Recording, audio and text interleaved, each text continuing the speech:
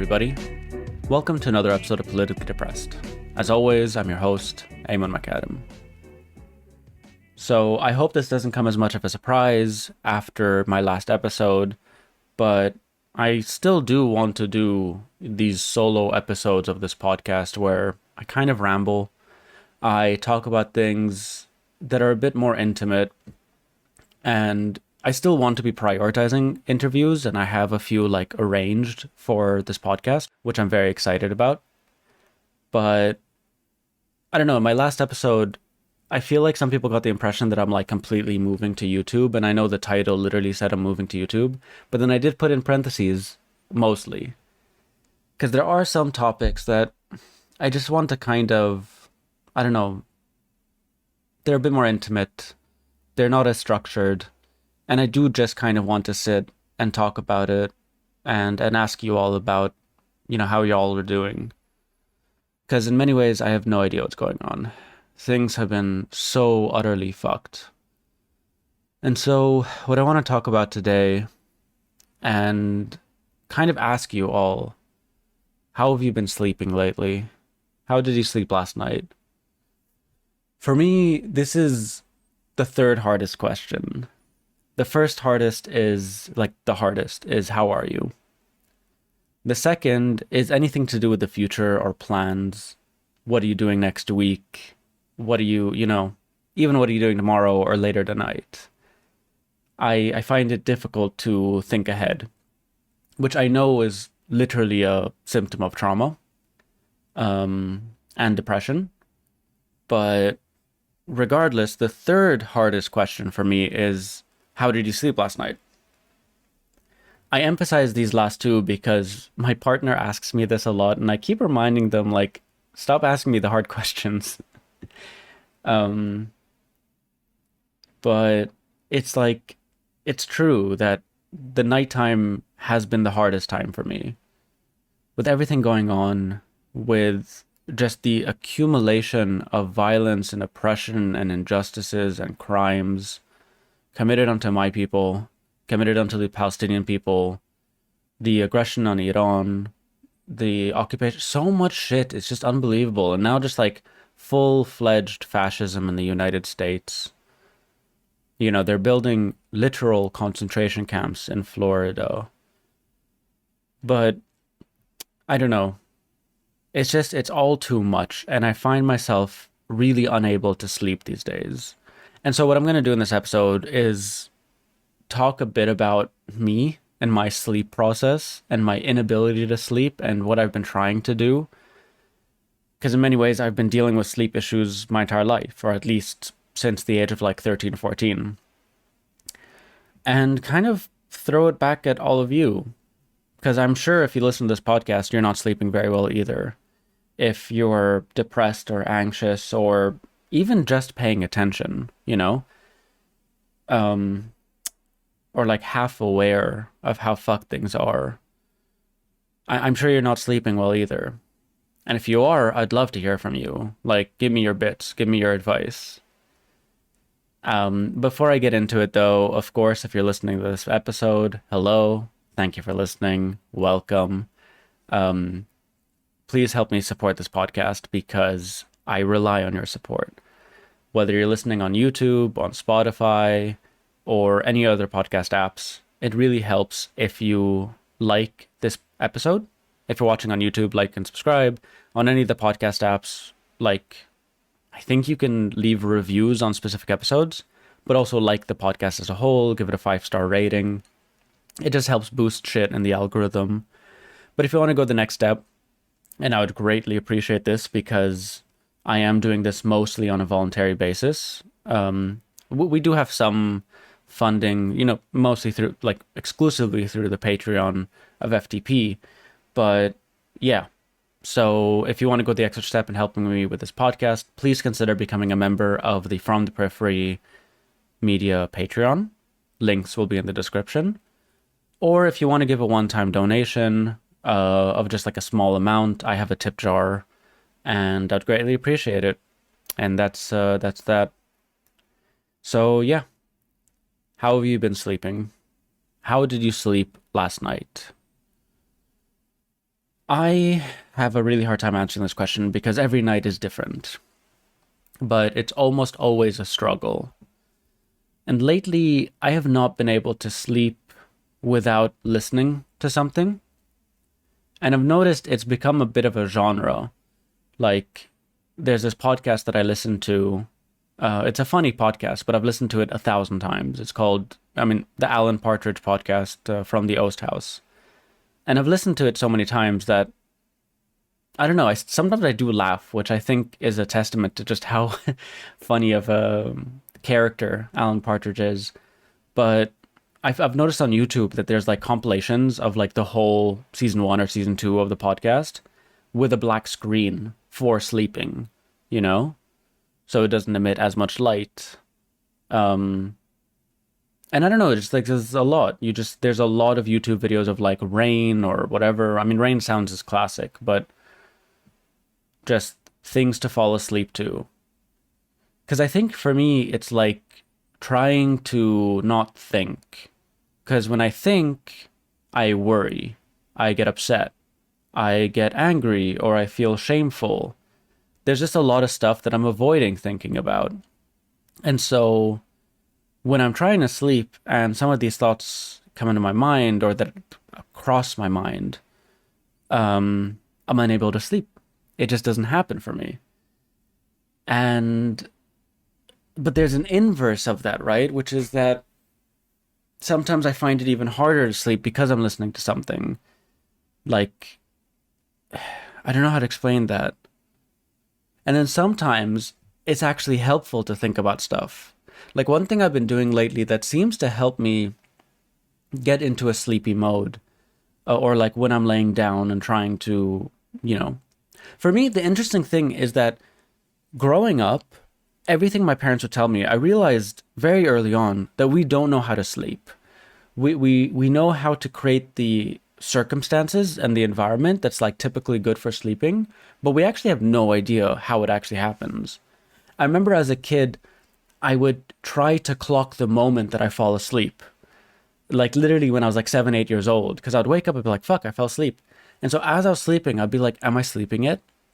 And so I kind of fucked myself over because the worst thing you can do when you're trying to sleep, at least for me, is when I realize I'm trying to sleep and it wakes me up. Like I've even literally done this like counting sheep thing. But what happens is once I get to sheep 36 or something and I slowly feel myself like getting a bit drowsy, it wakes me up even more when I realize, oh, I'm trying to do this thing. Like for some reason I can't trick my own brain. Or rather when I realize that I'm trying to trick myself, then I resist the tricking. I don't know, does this happen to people? Is this normal? I mean, none of this shit's normal. There's nothing called normal. It's all fucked. But yeah, so like my parents would always say, like, turn off the lights, put your head on the pillow, and go to sleep. And I would do that. But I'd find myself like an hour or 2 hours in not sleeping. And to me, that's so much worse. Like it's one of the worst things is that sleeplessness and the time wasted and the restlessness that you experience when you've been in bed for so long and you're just not sleeping. I had a therapist a few years ago tell me if you're not sleeping, like if you don't sleep within the first whatever 30 minutes, get up and do something. And I found that quite helpful, actually. Sometimes it would help. I think to me, there's this philosopher guy who's a bit ridiculous at this point, but at the time, he was like such seminal early YouTube. What was his name? Alain de Botton. He had a YouTube channel called School of Life, which at first was like, let's talk about Socrates. Let's talk about Pythagoras. Let's talk about Descartes. And then he started getting into like topics which were like, I don't know, a bit, you can't say those things. And he would just, I think there's a good breakdown by Big Joel, this American YouTuber, about how ridiculous the School of Life as a YouTube channel has become. Because it's really trying to, like, in 7 minutes, answer the life's big questions. But anyway, one of the early videos of this turn I found quite interesting. He's talking about insomnia. And he's like, why do we feel insomnia? During our day, we experience a sort of bliss. Sorry, that sentence didn't make any sense. I was trying to impersonate him. But basically, what he says in that video is that the reason we experience insomnia is because we feel, or our brains feel, that we haven't done enough in the day. So the brain is still active because it doesn't feel like it's done enough. It sounds a bit ridiculous, and I think ultimately it is, because like insomnia encompasses such a range of causes and different expressions, you know? Like I think there's different types of insomnia essentially. But I find that largely true. Like in days where I feel accomplished, where I feel like I've done a lot, where I've thought a lot, where I've worked a lot, I lay down to sleep and I just pass out. I have this weird thing wherein my sleep cycle is so like frenetic. Like a few months ago, for like 2, 3 weeks, I was like steadily waking up every day at like 8 a.m. and sleeping at 10 p.m. And these days, I'm happy if I wake up at 3 p.m., you know? And if I sleep by like 5, 6 a.m. And so it goes in these cycles. And for years, I was resisting it. And I was trying really hard to maintain a kind of standard sleep cycle. And obviously, a big thing about this, I'm very lucky that I don't have to rely on like myself having a 9 to 5 job. And so there's this weird thing of like it's almost like a privilege to be this kind of fucked up. Um, but I mean, the few times that I have had a 9 to 5 job, it was fucked because I still wouldn't be able to sleep, and I would just be at work exhausted, come back home, pass out, again, still sleep at like 3 a.m. But either way, so I was saying something a bit ago. What was it? Oh yeah, the kind of duality of thinking. So I don't know how people experience this, but for me, sometimes going to bed, trying to fall asleep, something that's been helping me is thinking, but thinking a bit concretely. So some of you may know that I have this like little garden, some plants outside. And so lately I have been thinking about what I'm going to do with the garden the next day.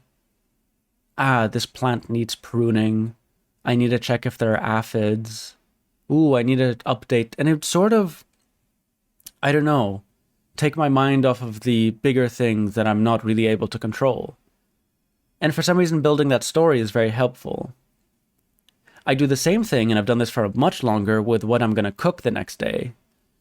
And so what I do is that I go through all the recipes in my mind, and I usually hit on one, which I'm like, aha, that is what I want. I haven't had that in a while. Let's make it. And so I visualize myself going to the store, getting the individual ingredients, coming back home, preparing them, cooking them. And for some reason, just that story kind of helps me like calm down. And when I think about it, that's actually something I've been doing since I was about 8 years old. When I was very young, again, I would also have trouble sleeping. And something that I remember very distinctly is an inability to fall asleep if my parents were already asleep. I think this is very evolutionary, but like when I was like in bed and I was very young and I could hear my parents watching TV and I could hear the buzz of these older TVs, it would be kind of relaxing. But the scariest thing is when I hear them turn the TV off and I would just feel alone. Again, very evolutionary, you know? But now the TV replaces like the crackling of the fire or some shit. But one thing I would do is I would invent stories. Now think about those stories and play them out in my head, usually around myself being a WWF wrestler. Um, I do mean WWF, not WWE, because I am old enough. Jesus fuck. But yeah, I'd be a wrestler and I'd be on stage, and I don't know if people ever watched this wrestling like drama, not the actual fighting, but like then the screen turns on and it's like the baddie. He's like, ah ah ah, I've got your girl. And it was always like this. It was like very classic WWF stories. I was Jeff Hardy. Um, but also, and I've been trying to do that a bit these days as well. Like, not just with the cooking and the gardening, but like playing out fantasies. My fantasies these days are grim, and I don't feel at liberty to talk about them too publicly, but I'm sure you can imagine, based on the things I talk about, based on my positionality, um, what are the fantasies, And I play them out in great detail. Anyway, all this does seem to help, but I still find myself restless and unable to sleep, and staying up till long hours of the night, which I've discovered I like the nighttime. I always have. And I like kind of always insist on having at least an hour or two by myself late at night, even if I come home at 1 a.m. or something. I want to have that period where it's just me and my laptop, decompressing, watching things, reading things, playing a game or something. But I don't know. There's a lot that I've been thinking about, a lot that I've been grieving, a lot that I know I'm not doing, and that I know I should be doing, and I know other people should be doing, and I don't feel like I'm doing enough. And it weighs very heavily. And so I'm just not sleeping. Because every single night I find myself thinking, fuck, I did not do enough today. What did I do today to help my people back home? What did I do today to help people in Gaza? What did I do today to help stop the genocide? Or then it's like, what could I have done? And then what could I do tomorrow? And so I know, like, there's this German word that I actually despise. It's called Welt, Weltschämen. What is it? Ugh, damn it. Welt. It's something about world, but it's like world pain. Weltschmerz? I think Weltschmerz. It's like the weight you feel on your shoulders for taking on the pain of the world. And I like the term, again, because it's one of these German words that like sums up a sentence in English. The pain you feel from the world's issues. But what I don't like about it is the distancing of me and the world. Because again, when I'm talking about some of these things, it's home, This is a region that is the obsession, the fantasy, the focus of so many people, of so many states and armies and economies. And it's the center of like geopolitical violence and aggression and imperialism, and it's just home for me, I understand all that stuff and I engage with it, but it's just home. And so like I have been numb these days. And so I think what happens is that I'm kind of able to be numb, and I allow myself to be numb because I still feel myself doing work. But that numbness catches up to me at night. At night, as I'm falling asleep, I cannot escape the shame of the numbness. And so I don't know, how have y'all been doing? Like, quite literally, how did you sleep last night? How do you sleep? Do you struggle? Do you have methods of dealing with it?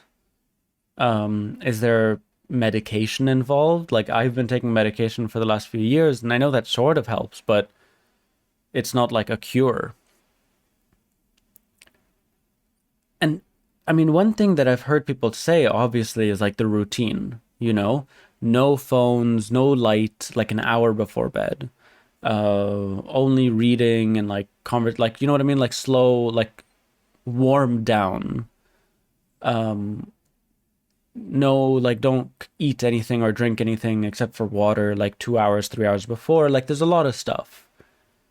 For me, what's been happening though is that there's like such a resistance to these types of things where like because part of depression I think is like a lack of desire to want to get out of it. This I think is what people call is like learned helplessness. But so it's like I don't know how to explain that. I mean, it's quite studied. I know it's all available, but like kind of I don't want to get better. If it means shutting off my computer, if it means not doing something that I just want to do in the moment, or eating some shit before bed, um, because it all feels like a kind of hassle with no assurance of it being better, you know? It's the same reason that I still smoke. I enjoy every morning, well, every time I wake up, having a coffee and a cigarette. I know smoking is bad. I know it's literally the worst thing I can do for myself, to myself. It's just the one cigarette a day, so I'm like, fine. Like, I don't think it's like the worst thing. But I've tried stopping and I know it will make me feel better. I have had periods where I just stop smoking and like, just everything, you know? But it's like, then when I'm in those morning phases with a cup of coffee, I'm like, I will enjoy this coffee more if I have a cigarette. So, like, fuck it. And so I'm kind of a hedonist in that way. A hedonist, like a sort of like short sighted hedonist, if you will. So I don't know. Also, like, I've tried taking this thing called melatonin, but apparently it's like you have to take it before, like, an hour before sleeping. And it's like, I don't know when I'm going to sleep, you know? And it's more of a, like, a regulator. I don't know. Maybe I should just get like full on sleeping pills, but I am worried of getting addicted to them. Um, so yeah, I don't know. It's just been very difficult. And again, my dreams, I haven't talked about my dreams. My dreams are fucked. A part of like the difficulty in sleeping is almost like the fear of these dreams. They're not as bad as they used to be, but they're always intense. And especially when I have these like sleepless nights and I sleep way too late into the day, the feeling of the dreams stay with me throughout the day, you know? And it like of school days, of like being at home, of the guilt or the shame or the fear, or just the messiness of like that I did something and it's going to catch up to me. It just remains. And it kind of conflates reality and dreams, and I just fucking hate that. But yeah, again, a part of it is just like things are fucked, and I am not dealing with it well because I just don't know how to deal with it well. I do think I should go back to therapy. I think it's about time, but again, there's no assurances there, and so I don't know.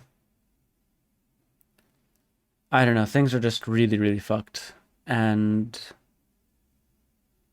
I feel like most of us, like from what I've seen online, like I don't know what personal conversations are like or that people are having, but online it seems like there's like a kind of public acknowledgement of a kind of numbness that people are just like automatically posting stuff and writing things and showing what the occupation is doing and the Americans and whatever. But there's like such a burnout emotionally. I'm gonna have someone on in a few days who wrote a long story that I really appreciated. She's a Lebanese graphic artist, and it had been a very long time since I've seen someone write something like that, like so intimate and just for like a moment centering herself and what she's going through and the kind of like emotional, psychological experience of it all. I think that'll be an interesting conversation. But anyway, I guess that's it. I really don't have anything specific to like, or like a thesis here. I just wanted to sit and talk about my trouble sleeping these days, ask you how you've been sleeping, and I don't know, elicit a bit of a conversation, if you will. Um, Honestly, one thing that I like a bit more about YouTube than anything else is that there's a culture of leaving like comments, and not just, comments to boost the algorithm, but the comments that actually can form a bit of a discussion, that I do respond to if it's in good faith and it's not like, so yeah, this is priority like podcasting apps. But if you're watching this and listening to this on YouTube, or even if you're not and you want to throw a comment and like share some thoughts, I mean, if you're a member of the Patreon, you can do that through Patreon. If you're on YouTube, like write it as a comment.